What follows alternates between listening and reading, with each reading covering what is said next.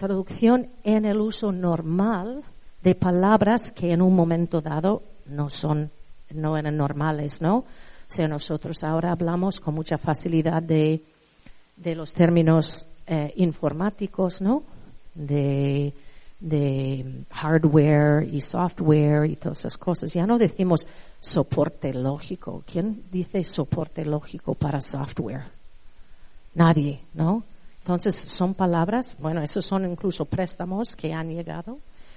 Y la palabra que estábamos comentando hace un momento, lo de género, ¿no? Los lingüistas, yo recuerdo al principio, nosotros hablamos mucho, ¿y quién ha acuñado esta palabra? ¿Quién ha decidido que vamos a llamar eso violencia de género? No nos gustaba la palabra género, ¿no? Porque género en español, pensamos que eso era una traducción literal de gender studies, ¿no? O gender violence del inglés, ¿no?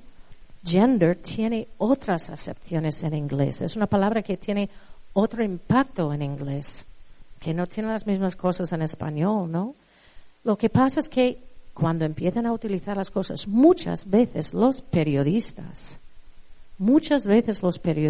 que hay algún artículo, alguna noticia que quieren sacar, ellos no son traductores, ellos muchas veces hacen simplemente una interpretación literal, o una traducción literal, y simplemente porque lo utilizan una y otra vez, pues ya llega a ser. Y hoy en día ninguno de nosotros paramos mientes cuando oímos violencia de género o estudios de género. Ya es un término normalizado y aceptado en términos generales, ¿verdad? No sé, ustedes son muy jóvenes, pero en la guerra de Irak es la primera vez que los periodistas empezaron a acompañar a las tropas al frente, digamos, ¿no? A la línea de fuego realmente. Y en inglés se llamaban embedded journalists, embedded, ¿no? Nosotros conocemos la palabra embedding desde la lingüística, ¿no? Que es fraseología metido en una oración que añade información, ¿no? Entonces, en inglés, yo creo que es un término también acuñado en inglés. Empezaron en los periódicos, pero en inglés, ¿no? Es decir, embedded journalists, porque algunos murieron, ¿verdad? Estando ahí con las tropas y tal, en batalla, en campaña y tal, pues 3 o 4 murieron, ¿no? Pero en español fue muy, muy interesante ver cómo tradujeron esta palabra, ¿no? Porque empezaron con encamada, periodista, encamada, embedded.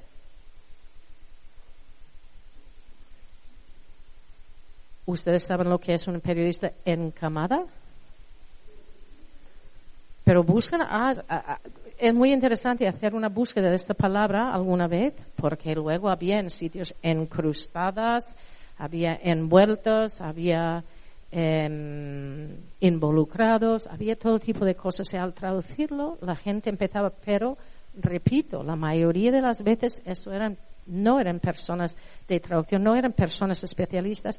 Y incluso nosotros, si yo me pongo a decir, ¿cómo puede ser embedded journalist? Claro, yo voy a utilizar un equivalente descriptivo, algo así, un circunloquio. Muchas veces voy a parafrasear, voy a decir, un periodista que acompaña a las tropas al frente. No lo sé. Y no puede ser, ¿no? Entonces, muchas veces estas palabras, pero es muy interesante. Como traductores pasamos, el trabajo es a veces duro y pesado y tal, y la manera de divertirnos es darnos cuenta de estas cosas cuando leemos la prensa y tal, ¿no?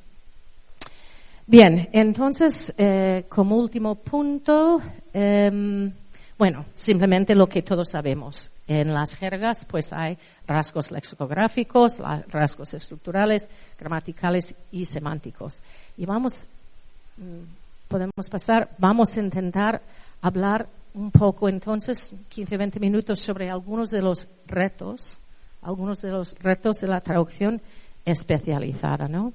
Claro, cuando empezamos a hablar de esto, lo que más nos asusta es la terminología, ¿no? Pensamos que es lo más difícil, no es siempre lo más difícil, pero desde luego es una parte muy importante, ¿no? Tenemos que poder decidir qué palabras vamos a utilizar, ¿no? Entonces, tenemos la terminología técnica, que en inglés llamamos terms of art. Hazte esta palabra, mira, hazte esta traducción.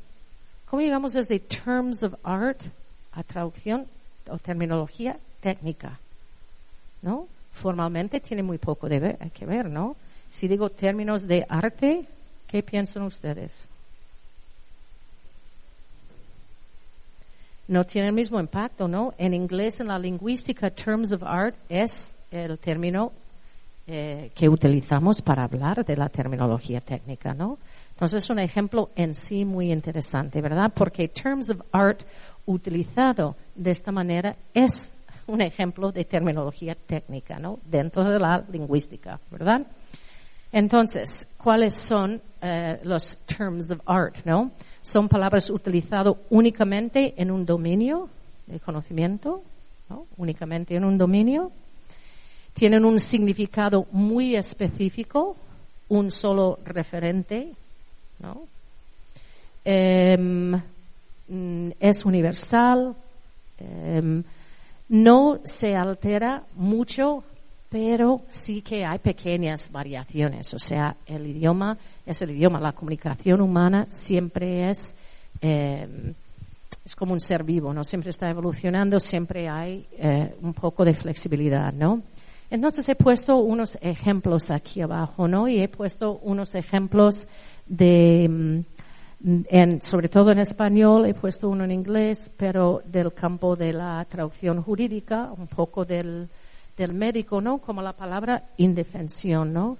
Indefensión es una palabra jurídica, es una palabra que tiene un significado muy específico en los campos jurídicos, ¿no? Dices, cuando una persona, cuando no le garanticen sus derechos procesales, sus debidos derechos procesales o la tutela efectiva, que es otro término técnico dentro de la traducción jurídica, ¿verdad? La tutela efectiva, judicial, ¿verdad? Esta persona cae en indefensión, ¿no? Entonces es un concepto que los abogados, por lo menos, yo perdona que todos mis ejemplos vienen de España, a ver si se aplican aquí, pero como ejemplos valen, ¿no? Todos los abogados entienden el concepto de la indefensión. Tiene una definición específica universal, digamos. Vamos a ver la palabra bisturí, por ejemplo, como del campo de la medicina, ¿verdad? Todos sabemos lo que es bisturí, ¿verdad? Entonces, bisturí es una palabra que es un instrumento para cortar, ¿no? Que solo utilizamos en la medicina, porque nunca decimos, mamá, tráeme un bisturí para cortarme la carne aquí, ¿no? Voy a untar mi tostada aquí con un bisturí, ¿no? Esto es dentro de este campo. Pero dentro del campo, bisturí tiene un significado muy, muy específico también. Y lo que tenemos que saber en el campo de la especialización es que no podemos utilizar la palabra bisturí cada vez que vemos algo sobre instrumentos de cortar la medicina. Ejemplo. Hace bastantes años estaba traduciendo un texto, estábamos preparando un compañero y yo un cursillo sobre LASIK. ¿Sabes lo que es LASIK? ¿Saben lo que es LASIK? Es la cirugía ocular para corregir la visión, ¿verdad? Te hacen esto y ya no necesitas gafas y ves muy bien, es muy popular ahora, ¿no? ¿No tienen esto aquí? O a lo mejor no se llama LASIK, no lo sé. Sí, ok.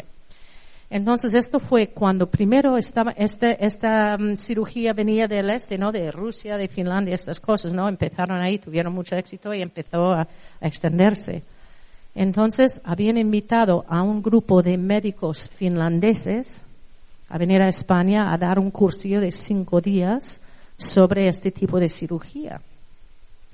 Y estos médicos iban a dar el curso, no en finlandés, gracias, o en finés, perdón, pero en inglés, ¿no?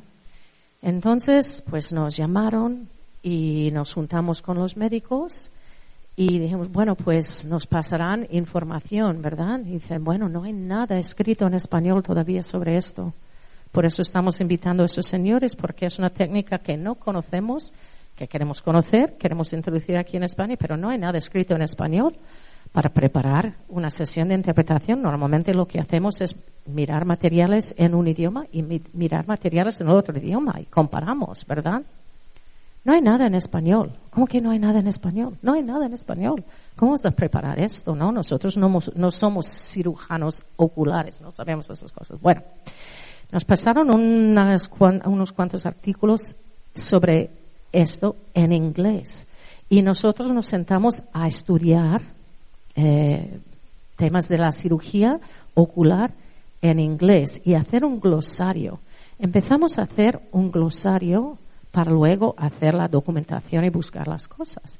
No encontramos todas las palabras no estamos seguros. Y una de las cosas que siempre tenemos que hacer es contar con el cliente, ¿verdad? Porque muchas veces el cliente sí que sabe la terminología especializada, lo que no puede hacer es meterlo en un discurso, en un texto y escribir correctamente en el idioma pero por ejemplo en inglés, todos leen en inglés, entonces, bueno, estamos sacando el glosario y salió unas cuantas veces en inglés la palabra hockey blade. Entonces nosotros, bueno, sabíamos por el contexto que era un tipo de instrumento para cortar, pero decimos hockey blade, ¿y por qué sacan aquí hockey blade? Blade es hoja, ¿no? Blade es hoja de un cuchillo, de una navaja, de lo que sea, ¿no? De una máquina de afeitar, lo que sea, ¿no? Blade, ¿no? Hockey es hockey, ¿no? Es el deporte, esto de los deportistas, ¿no? Con hielo o en hierba, con el puck, ¿no? Entonces ellos tienen el palo que tiene esta forma así, ¿verdad? Que es un poco curvado. Entonces, en el texto hockey blade por todos lados. Nosotros preguntamos y nosotros, como por el contexto, vimos que era un instrumento, pusimos bisturí. Pero en nuestra sesión con los clientes dijimos, bueno, pues esto del hockey blade hemos puesto bisturí, ¿no? Porque vemos, y era para comprobar un poco, oye, el señor se puso, ¡oh! ¡Ay! No, bisturí no puede ser, no pongas, por favor, no digáis nunca en cirugía ocular bisturí, no utilizamos nunca bisturí en la cirugía ocular. Si un bisturí solo puede cortar superficies planos y eso es un superficie curvado, no puede ser, oye. Y se puso, pero de verdad, el señor se puso como, qué locura, señores, haber dicho bisturí para hockey blade. Menos mal que preguntamos, porque obviamente era muy importante para este señor. Y digo, por favor, no digan bisturí, ¿no? Vamos a hablar muy en claro entre nosotros, ¿no? Si nosotros no hubiéramos preguntado, si no pensábamos que esto era importante, y si en el texto nosotros hubiéramos dicho, pues mira, con el bisturí pues se hace una incisión, no sé qué, ellos no se hubieran entendido, ¿verdad? Son especialistas ellos. Y en la conversación sobre la comida dices, mira que dijeron ahí bisturí, los intérpretes no saben nada, ¿no? Pero ellos lo hubieran entendido, lógicamente, porque son similares, son sinónimos, y ellos sabrían que esto era un error, una imprecisión nuestra y no del ponente, ¿no? Pero ya que lo preguntamos, pues utilizamos. Y la palabra que nos dijo el Señor era cuchillete. Me acuerdo hasta hoy, porque nunca más he visto esa palabra, no he tenido que utilizar ninguna vez. Desde entonces, ni una vez, no lo he visto en ningún sitio. Pero claro, son estas cosas que dices, wow, cuchillete. Además, una palabra rara, ¿no? Que eso es una palabra que han decidido los cirujanos. Lo han escogido ellos, ¿no? Entonces, bueno, yo cuchillete, ¿no? Nosotros utilizamos cuchillete y nadie en la comida tenía que decir, ¡ay, Dios mío, eso se interpreta! Por otras cosas lo habrán dicho seguramente. Vamos a ver, entonces, más retos relacionados con el léxico, ¿no? Tenemos la polisemia, la homonimia, o sea, tenemos palabras que parecen iguales, claro, tenemos que saber según el contexto. Claro, en un idioma son polisémicos, en otro idioma no son tantos, ¿no? Es muy interesante, por ejemplo, la palabra sanción, porque es una palabra que en español tiene dos significados. Hay que tener mucho cuidado cuando estamos traduciendo. En muchos casos, el contexto nos dice claramente cuáles son los dos significados de sanción. ¿Cuáles son? ¿Sancionar o sancionar? Una multa. Sanción puede ser una multa, algún tipo de consecuencia, o sea, relacionado con una infracción de algún tipo. Y de la otra manera, ¿qué más significa? Castigo, que va más o menos con esto. ¿Qué es el otro significado?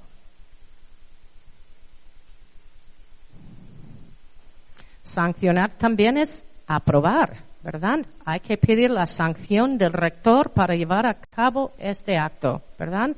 No vamos a sancionar este tipo de, no quiere decir multar, quiere decir aprobar, ¿sí o no? ¿Este uso tienen aquí en español, en Perú? ¿No? ¿Nunca utilizáis sanción como aprobación? ¿No? Ah, bueno. Claro, castigar. Castigar es una acepción. Buscarlo, les recomiendo, buscarlo en el diccionario. Mejor ejemplo aún entonces, porque mira, la verdad es que la localización, o sea, los regionalismos, las cosas que utilizamos en un sitio y en otro, si esto no es un uso que conocen aquí en Perú, por ejemplo, si este verbo no se utiliza de esta manera, o esta palabra no se utiliza de esta manera, en España desde luego que sí. Y la razón que saqué esta palabra es que en inglés, sanction tiene exactamente las mismas dos acepciones. Y es muy raro que cuando tienes una palabra con 2 o 3 significados en un idioma, tiene exactamente los mismos significados en el otro idioma, ¿no? Porque no, derecho puede significar derecho, law puede decir ir derecho a casa, go immediately or straight home, ¿no? Sigue derecho por ese camino, ¿no? Son diferentes significados de derecho que en inglés no podemos coger una palabra right y tenerlo en todos estos, ¿no? No podemos. Right tenemos en inglés, tenemos derecho, tenemos como homonimia, tenemos escribir, tenemos doblar a la derecha, turn right, tenemos un montón de cosas, ¿verdad? Que no corresponden exactamente. Y yo he utilizado este ejemplo de sanción porque es muy raro en que un idioma que tiene 2 acepciones, 2 significados para una palabra, tienen los mismos en el otro idioma. Es una palabra que funciona. Pero como esta segunda acepción, este segundo significado no se utiliza aquí en Perú, por ejemplo, lo de aprobar, yo les recomiendo de todos modos que busquen esta palabra en el diccionario y ya verán que sí tiene los 2 significados en algún sitio, ¿no? En algún sitio del mundo hispanoparlante. Entonces es muy interesante porque si alguna vez ustedes tienen un encargo jurídico que no sea de Perú, que viene de España, por ejemplo, que vamos a tener clientes de todo el mundo, ¿no? Que viene de España y están leyendo el texto y ven sancionar y lo están utilizando en el uso español de aprobar y ustedes están leyendo el texto y dicen, pero ¿de qué están hablando aquí? Pedir la sanción. ¿Quién va a pedir una sanción para tener un acto? ¿Pedir un castigo? ¿Pedir una multa? Esto no tiene sentido, ¿no? No tendría sentido para ustedes si no conocen o si este no es un uso que tenemos aquí en Perú, ¿verdad? Entonces siempre hay que ser atentos también, hay que saber de dónde viene el texto y documentar, ¿verdad? La sinonimia es un concepto que todos reconocemos, desde luego, y ¿qué importancia tiene para nosotros? Pues, sobre todo en la traducción especializada, la sinonimia lo llevamos a otro nivel, ¿verdad?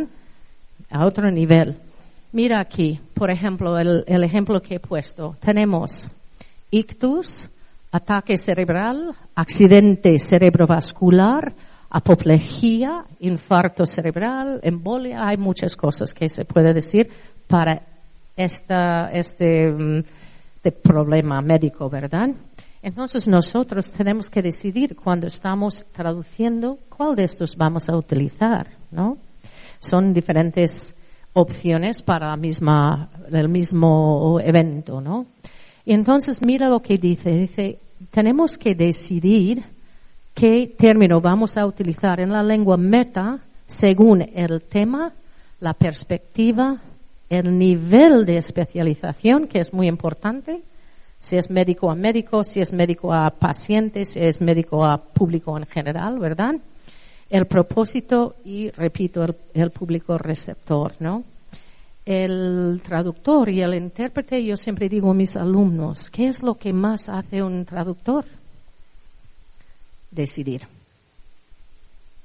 Lo que más hacemos nosotros es tomar decisiones, porque hay cosas que están mal, ¿no? Hay ciertas cosas que no podemos decir o que sería una traducción incorrecta, mala, no aceptable, pero en el campo de las cosas aceptables no hay una sola cosa. Rara vez hay una sola cosa, ¿no? En los términos de arte, en la terminología técnica, sí. Pero cuando estamos traduciendo, seguro que cuando ustedes hacen una traducción, traducen el mismo texto, hay 50 personas aquí sentadas hoy, hay 50 traducciones diferentes. Y si miramos una oración en particular, decimos, bueno, todos a traducir, sacamos 50 diferentes soluciones, ¿verdad? De las cuales muchas pueden ser correctas. No hay una necesariamente mejor que la otra. Siempre que tomemos en cuenta todos los elementos esos que tenemos que considerar, ¿no? La paronimia, los falsos amigos, ¿verdad? Que hablamos muchas veces. Esto muchas veces nos trae problemas, simplemente porque cuando hay una palabra que nos suena, pues es la palabra que queremos utilizar, ¿verdad? Eso todos sabemos. Eso en las clases de lengua, los que son de inglés, ¿verdad? Siempre, ¿no? Los famosos, ¿no? Actual no es actual, real no es real, no, todas esas cosas, ¿no? Hay que saber estas cosas. Entonces, por ejemplo, la palabra severe en inglés, ¿no? Tenemos severo, que parece igual, ¿no? Pero no lo utilizamos igual. No son colocaciones. Vamos a hablar de colocaciones en un momento, que es otro campo muy, muy importante. Entonces, tener cuidado, ¿no? Tener cuidado. Los cenismos. Vamos a hablar un poquitín, vamos a ver en la segunda sesión hoy algunos casos interesantes, pero los cenismos son los extranjerismos que entran sin adaptarse, ¿no? Sin adaptarse. O sea, la palabra entra, es como un préstamo realmente. Pero un cenismo no tiene ninguna adaptación morfofonológica, ¿verdad? Entonces, son palabras que a mí me interesaría saber cuántas de esas palabras han entrado en el español de Perú, porque la verdad es que cada país tiene diferente nivel de porosidad también, ¿verdad? El español de España, por ejemplo, es un español muy poroso, entre comillas, ¿no? O sea, acepta muchas palabras, ¿no? Entonces, una de las cosas que me fijé cuando llegué a Lima hace una semana es que tenéis el pare en los stop signs, ¿no? En España tienes stop, ¿no? Ponen stop. Bueno, stop, ¿no? Pronunciado así, stop, you know? Pero bueno, aquí dice stop, no dice, en otros países tienes alto, como en México, ¿no? Alto.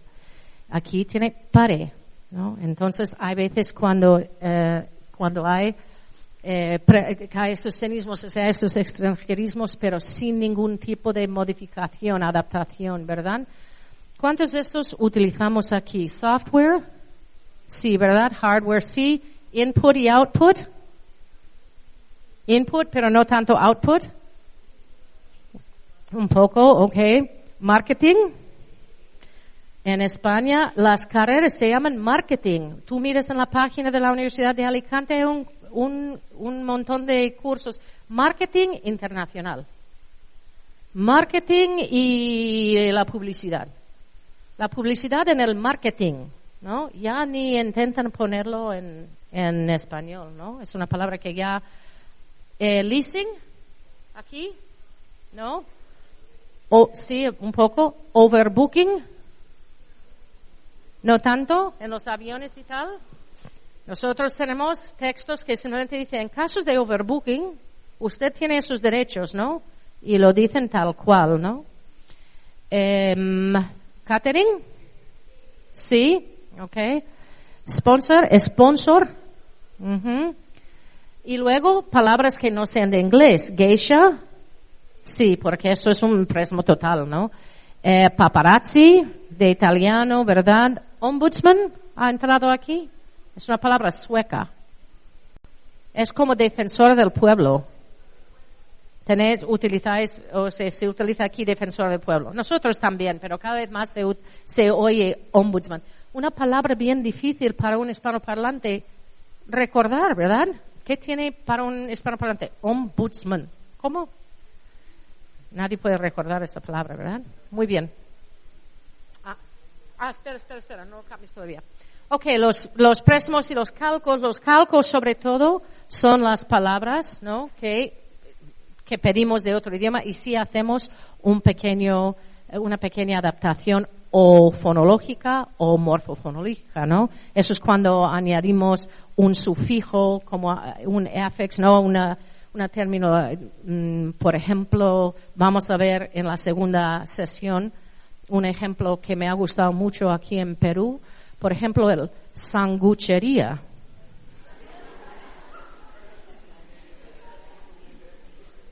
A mí me sorprendió un montón, pero cuando vi el primero sacamos una foto. Yo le dije a mi hijo, saca una foto, ya lo veré porque lo tenemos aquí en el PowerPoint en la segunda sesión. Yo saca una foto, mira lo que han puesto, sanguchería, sándwiches.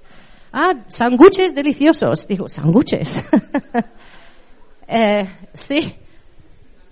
Sándwiches, claro. Pero vamos a ver. Sí. Es una adaptación, o sea, es una palabra adaptado en cuanto a la gráfico, o sea, en cuanto a la manera de escribir, pero intentando pronunciar, porque sabemos que la GU es la representación en español muchas veces de la W, pero vuestra palabra, lo que yo he visto por lo menos, vosotros decís sándwiches, ¿no? Que puede minimizar la pronunciación de la U, yo digo sándwiches, pero ustedes en la palabra sándwiches no tiene un acento escrito en la A. Dice sándwiches, o sea, para uno que no sea de aquí, esta palabra es sándwiches, ¿no? No es sándwiches. Dime.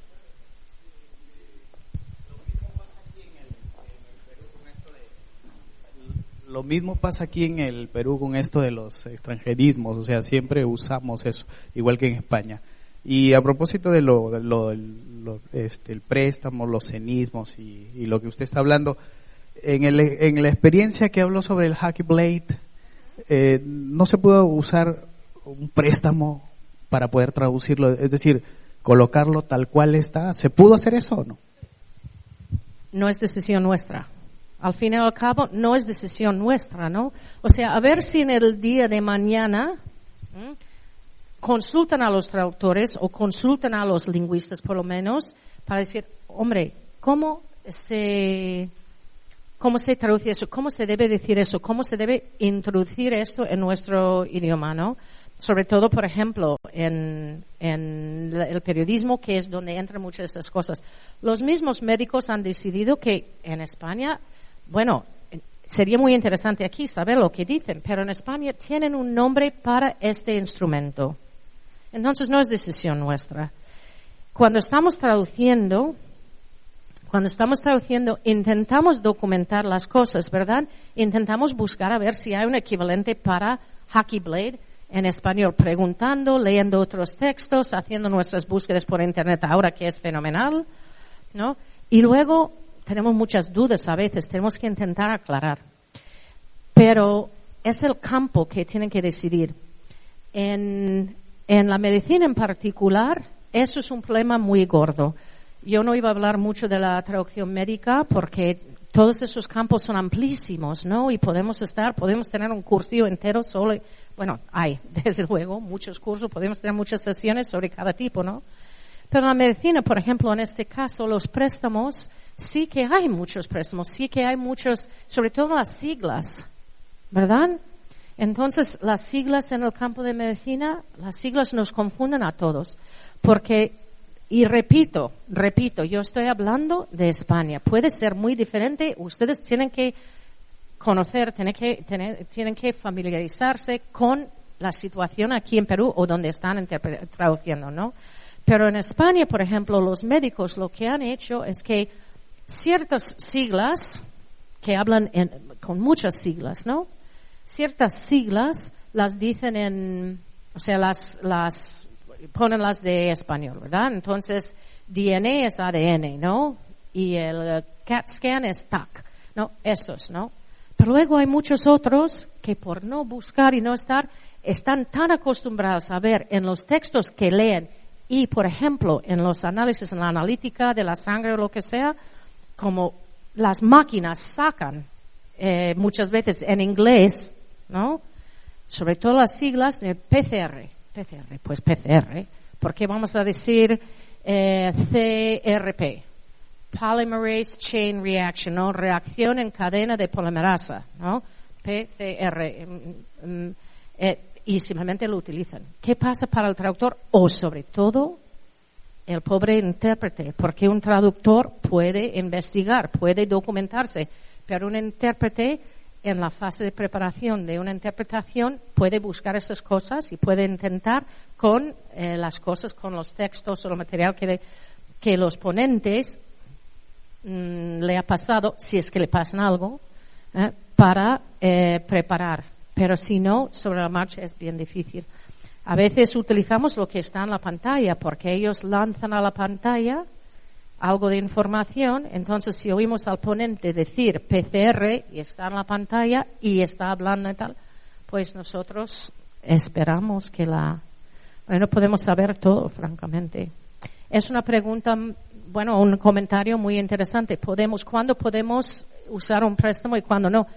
Repito, lo del tomar decisiones, lo del famoso translator's note, ¿no? Nota del traductor o aclaración. Nosotros cuando estamos traduciendo, hay veces exactamente cuando quieres hacer eso, cuando quieres dejar el término insider trading que puse allí en el otro como ejemplo, que luego no lo comenté mucho, ¿no? Pero claro, insider trading es un término que tiene muchas partes, ¿no? Insider trading, el uso indebido o ilícito de información privilegiada conseguido por personas que tienen acceso a esta información, ¿verdad? Entonces, en español, si haces una búsqueda de este término, ¿verdad? Hay algunos dicen iniciado, ¿no? Uso indebido de información por un iniciado. A mí no me gusta iniciado. Yo no lo utilicé en una traducción, a mí no me gusta. Y tengo que tomar esa decisión, ¿no? Pero ¿qué se dice por un insider? ¿Cómo vamos a traducir insider, no? Yo prefiero quitar la palabra insider y enfocarme en lo que es el acto, ¿no? Uso ilícito o indebido de información privilegiada. Y para mí, uso de información privilegiada implica por alguien que tiene acceso a esta información. Pero hay otros que puestan por un iniciado, ¿no? Iniciado a mí no me gusta, a otros les gusta. Se entiende, ¿verdad? Pero bueno, yo tengo que decidir, ustedes tienen que decidir. Muy bien, bueno, tenemos eso, escáner, chequeo, casete del francés, ¿verdad? Chatear, firma para empresa, planta para fábrica, ¿no? Que pueden entenderse como quizás calcos o algo. Muy bien. La mutilación léxica, esto es muy común hoy en día, ¿no? Que es simplemente cortar palabras, decimos email, correo electrónico. Aquí en Perú, en el principio había este intento de introducir Emilio para email. En España había un momento como email es un término cortado para electronic mail y nadie quería estar escribiendo, mándame un electronic mail, ¿no? Mándame un mensaje, o por eso tenemos email. Todo el mundo hoy sabe la palabra email. ¿Utilizan email en español aquí en Perú? Ya es una palabra ya que... Bien, pues al principio en España buscaron una forma corta para decir email, pero adaptándolo al español, decime Emilio. Mándame un Emilio. No tuvo mucho éxito. Porque sí, era un neologismo, era algo que alguien intentó, dice, bueno, alguien lo sacaría de broma y luego como es ocurrente, pues durante un rato las personas iban pasando esto, un Emilio, te mandé un Emilio, o sea, mándame un Emilio, pero no pegó, no tuvo éxito, así que muy bien, pero net para network, micro para micrófono, estas cosas, ¿no? La acronimia, la abreviación, lo que acabamos de hablar de la medicina. Yo os he puesto aquí abajo porque, como digo, en la medicina es muy, muy extendido.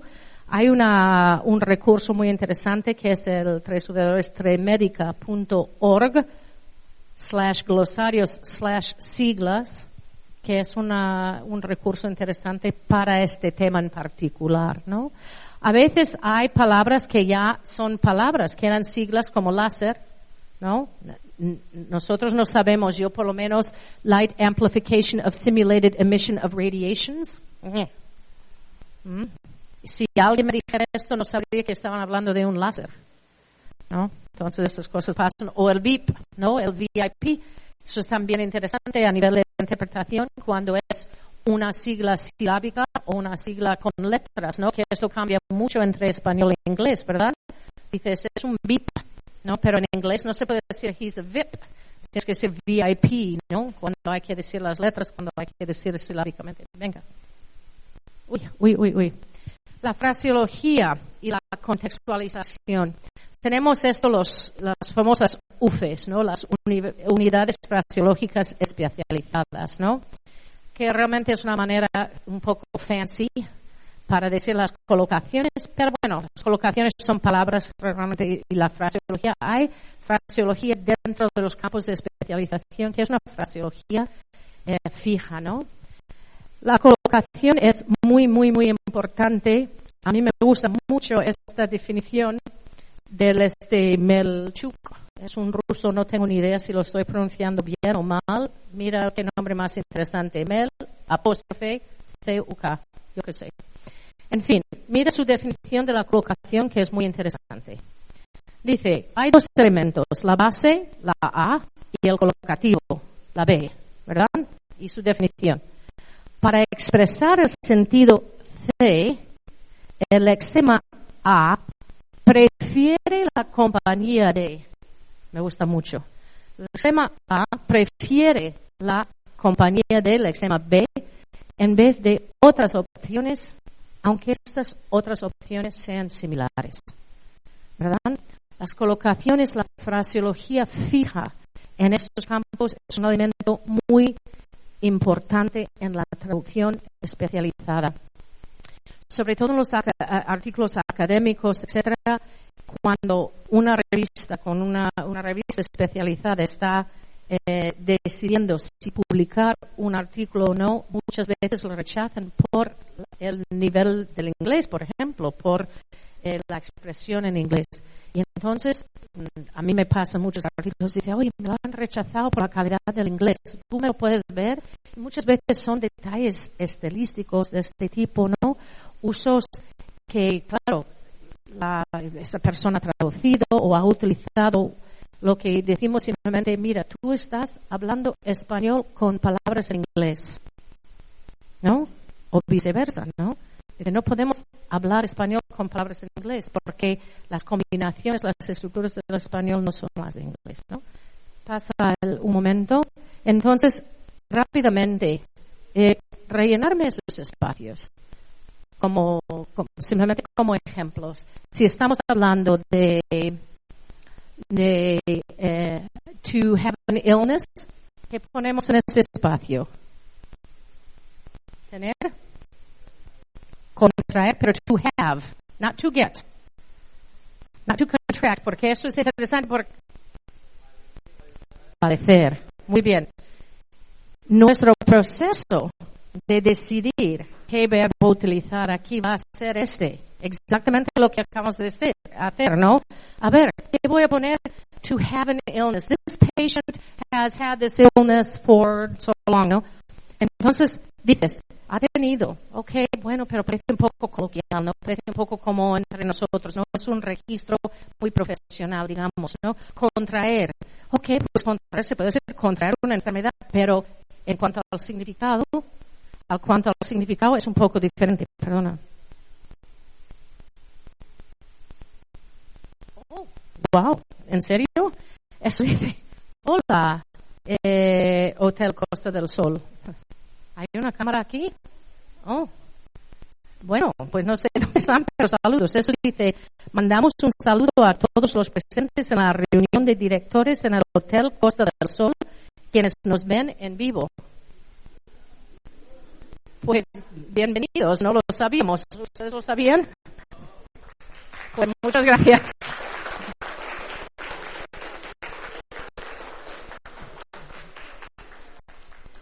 Bueno, entonces lo que estaba diciendo, aquí vamos buscando exactamente el proceso que utilizamos, ¿no? Porque cuando alguien aquí dijo padecer, todo el mundo dice, sí o no, sí, esto. Y ese es el proceso que hacemos, ¿no? Porque cuando tú buscas en un diccionario, por ejemplo, de sinónimos, ves 15 palabras, sobre todo del español al inglés, ¿no? Porque tenemos muchísimas más palabras en inglés que en español. Eso lo saben, ¿no?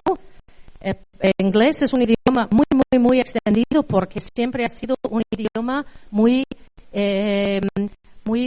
amigable, digamos. Cuando alguien ha querido entrar, cuando una palabra ha querido entrar, inglés ha dicho, come on in, ¿no? Otros idiomas han dicho, no, es un club cerrado, ¿no? Nosotros solo palabras, si hay un concepto nuevo como ordenador, en algunos países han tenido que buscar una palabra, por ejemplo, en Noruega, por ejemplo, en Islandia, ¿no? Se dice, no, nosotros muy cerrados, ¿no? Pero en inglés, no, inglés ha dicho, muy bien, venga. Y entonces hay dobletes, tripletes para todo, ¿no? Una intervención quirúrgica, to undergo surgery. Verbo,